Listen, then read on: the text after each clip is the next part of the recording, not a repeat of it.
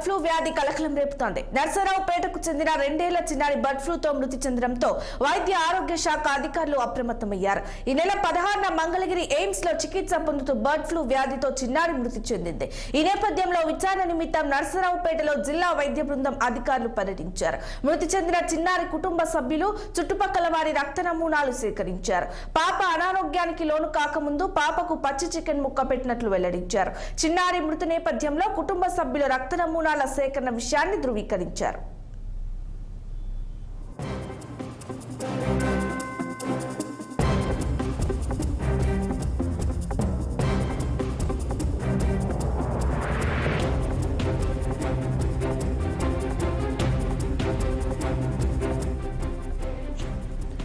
ఇక పల్నాడు జిల్లాలో bird flu కలకలం రేపుతోంది. 2 ఏళ్ల చిన్నారి బర్డ్ ఫ్లూ నేపథ్యంలో మృతి చెందిన కేసులో స్థానికులు తీవ్ర భయాందోళనకు గురవుతున్నారు. ఇదే అంశానికి సంబంధించిన పూర్తి డీటెయిల్స్ మా కరెస్పాండెంట్ పవన్ ఫోన్ ఇన్ లో అందిస్తారు. పవన్,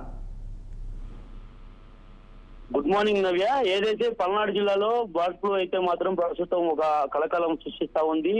నసరాపేటకు చెందినటువంటి ఒక 2 ఏళ్ల చిన్నారి గత నెల 16వ తేదీన మంగళగిరిలో ఉన్నటువంటి ఎయిమ్స్ లో బర్డ్ ఫ్లూతో కూడా చికిత్స పొందుతూ మృతి చెందినట్టుగా కూడా ఇప్పటికే కేంద్ర వైద్య ఆరోగ్య శాఖ అధికారులు అయితే మాత్రం నిర్ధారించినటువంటి నేపథ్యంలో ఒక్కసారిగా నసరావుపేట ప్రాంతాన్ని మొత్తం కూడా ఇప్పటికే వైద్య ఆరోగ్య శాఖ అధికారులు అయితే మాత్రం జల్లెడ పడతా ఉన్నారు. ఏదైతే ఈ యొక్క బ్లడ్ ఫ్లూ సంబంధించినటువంటి అంశంపై పాప మృతి చెందడం వెనక కూడా ఏమి అనుమానాలు ఉన్నాయనేటువంటి కోణంలో కూడా ఆ చిన్నారికి సంబంధించినటువంటి కుటుంబ సభ్యులందరికీ కూడా బ్లడ్ ఫ్లూ సంబంధించినటువంటి టెస్టులు కూడా చేస్తా ఉన్నటువంటి పరిస్థితి కూడా ప్రస్తుతం కనిపిస్తా ఉంది.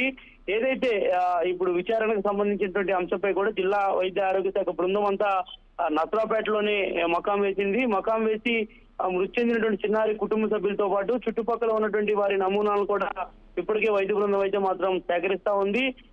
దీనికి సంబంధించి కూడా ఏదైతే గత పోయిన నెల అంటే గత నెలలో ఆ చిన్నారి బ్లడ్ ఫ్లూ సంబంధించినటువంటి అంశంపై కూడా నసరాపేటలో ఉన్నటువంటి ప్రభుత్వ ఆసుపత్రిలో చికిత్స పొంది అనంతరం అక్కడ పరిస్థితి కొంత విషమంగా ఉండడంతో కూడా మంగళగిరి ఎయిమ్స్ కి ఆ పాపని తీసుకెళ్లినట్లు కూడా తల్లిదండ్రులు అయితే మాత్రం చెప్తున్నటువంటి నేపథ్యంలో ఆ పాప గత నెల 16వ తేదీన ఎయిమ్స్ లో చికిత్స పొందుతూ కూడా మృతి చెందడం అయితే మాత్రం జరిగింది. మరి జరిగినటువంటి నేపథ్యంలోనే ఒకసారిగా ఈ యొక్క బ్లడ్ ఫ్లూ ఏదైతే ఉందో ప్రస్తుతం రాష్ట్రంలో ఒక సంచలనంగా మారింది. కాబట్టి ఈ యొక్క అంశంపై అయితే మాత్రం అధికారులు నిఘా వర్గాలు పూర్తి స్థాయిలో కూడా వైద్య శాఖ అధికారుల్ని మొత్తాన్ని కూడా అప్రమత్తం చేసి అంటే జిల్లాలో అంటే ఇప్పటికే కూడా గుంటూరు జిల్లా విషయానికి వస్తే గుంటూరు జిల్లాలో దాదాపుగా 2 బ్లడ్ ఫ్లూ సంబంధించినటువంటి మరణాలు సంభవించినటువంటి నేపథ్యం ఏదైతే ఉందో మరి ఈ నేపథ్యంలోనే తిరిగి పల్నాడు జిల్లాలో కూడా బ్లడ్ ఫ్లూ విజృంభిస్తుంది అనేటువంటి దానిపై కూడా వైద్య ఆరోగ్య శాఖ అధికారులు అప్రమత్తమై పూర్తి స్థాయిలో కూడా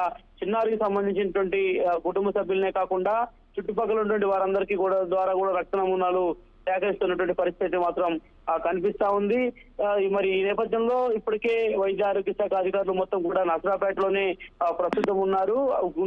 గుంటూరు జిల్లా నుంచి కూడా ఒక ప్రత్యేక బృందం ఇప్పటికే నసరాపేట చేరుకొని అక్కడ ఉన్నటువంటి వారందరికీ కూడా వైద్య పరీక్షలు చేస్తున్నటువంటి నేపథ్యంలో నసరాపేటలో ఉన్నటువంటి ప్రజలందరూ కూడా పూర్తి స్థాయిలో కూడా అప్రమత్తంగా ఉండాలని చెప్పి కూడా ఇప్పటికే అధికారులు సూచిస్తా ఉన్నారు. ఎందుకంటే వాటి చికెన్ తిన్న తర్వాత వస్తున్నటువంటి కొన్ని ప్రాణాంతక వ్యాధులు ఏవైతే ఉన్నాయో వీటన్నిటికి సంబంధించి కూడా స్థానికంగా ఉన్నటువంటి ప్రభుత్వ ఆసుపత్రి లేదా గుంటూరు జిల్లాకు సంబంధించినటువంటి ప్రభుత్వ ఆసుపత్రికి కూడా తీసుకువెళ్లాలని చెప్పి కూడా అధికారులు అయితే మాత్రం సమాయత్తం చేస్తున్నటువంటి పరిస్థితి కనిపిస్తా ఉంది. నవ్య, మొత్తానికి ఈ యొక్క ఎపిసోడ్ ప్రస్తుతం పల్నాడు జిల్లాలో ఒక బ్లడ్ ఫ్లూ సంబంధించినటువంటి కలకలం రేగడంతో కూడా ఇటు ప్రజలు అదేవిధంగా అధికారులు స్థానికంగా ఉన్నటువంటి ప్రజాప్రతినిధులు అందరూ కూడా అప్రమత్తమవుతున్నటువంటి ఆ పరిస్థితి అయితే మాత్రం ప్రస్తుతం పల్నాడు జిల్లాలో కనిపిస్తా ఉంది. నవ్య.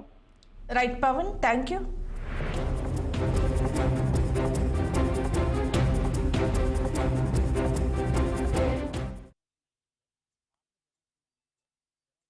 జ్వరం వచ్చిందండి. ఇంట్లో జ్వరం వచ్చిందని చెప్పి నర్సరాపేట లైఫ్ లైన్ హాస్పిటల్లో జాయిన్ చేశాము.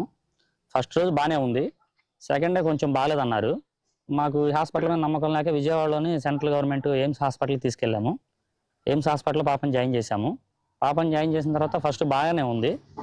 తర్వాత కొన్ని రోజులు జరగగానే 4-5 రోజులు జరగగానే ఐసీలో పెట్టారు పాపని. బాగానే ఉందని చెప్తున్నారు, రోజు అబ్జర్వేషన్ చేసుకుంటున్నాం, బాగానే ఉంది. ఒక 10 డేస్ తర్వాత పాప చనిపోయింది. ఎందుకు జరిగిందో మాకు తెలియదు. మేము ఇంకా అది తీసుకోలేక ఇంటికి వచ్చేసాం పాపను తీసుకొని. ఇప్పుడు ఏదో టెస్టులకు పంపించేసేసి పైన మాకు ఏదో వచ్చేసిందని చెప్పేసి డాక్టర్స్ చెప్తా మా ఇంట్లో మొత్తం వచ్చేసి బ్లడ్ టెస్టులు చేశారు మా అందరికి. బ్లడ్ టెస్టులు చేసిన తర్వాత మాకందరికి కూడా నెగిటివే వచ్చింది. ఇబ్బంది లేదు, మా ఇంట్లో అయితే బాగానే ఉంది ప్రజెంట్ అందరికీ. మేము గత 2 నెలల నుంచి అయితే చికెన్ అయితే ఇంట్లో ఏం తింటలేదు. మరి ఎలా జరిగిందనేది మాకైతే తెలియదు వాస్తవంగా. ఇలా ఎందుకు జరిగిందో మేము కూడా తీసుకోలేకపోతున్నాం. ఇంతే జరిగింది. వైద్యులు దేని వల్ల వచ్చిందని చెప్తున్నారు? వైద్యులు ఏదో వ్యాధి వల్ల వచ్చిందని చెప్పేసి ఇప్పుడు చెప్తున్నారు, మాకు తెలియదు అంత ముందు.